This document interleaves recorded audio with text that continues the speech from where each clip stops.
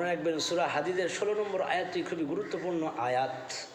এই আয়াতের ব্যাখ্যায় মুফাসসিরগণ যে লিখেছেন তার সারমর্ম হচ্ছে এটাই, মহান আল্লাহ সুবহানাহু ওয়া তাআলা রাসূলুল্লাহ সাল্লাল্লাহু আলাইহি সাল্লামের প্রতি পবিত্র কোরআন মহাগ্রন্থ নাজিল করেছেন এবং সেই কোরআনের মধ্যে আল্লাহ তাআলা জীবন যাপনের জন্য আদেশ নিষেধ এবং বিধিবিধান যা দিয়েছে, যাতে করে ঈমানদার বান্দারা তার উপরে পরিপূর্ণভাবে আমল করার জন্য প্রস্তুত হয়ে যায় এবং সেই বিষয়ে তারা অলসতা না করে।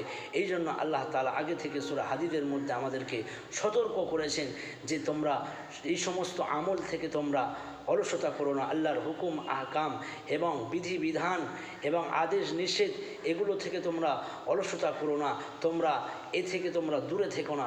সঙ্গে সঙ্গে কোরআনের যে আয়াত তোমাদের সামনে আসবে সেই আয়াতের পরিপ্রেক্ষিতে তোমরা আমল করতে শুরু করো। আসুন আমরা কোরআনের পরিবর্তে কোরআন যে বলে আমরা তাই আমল করি।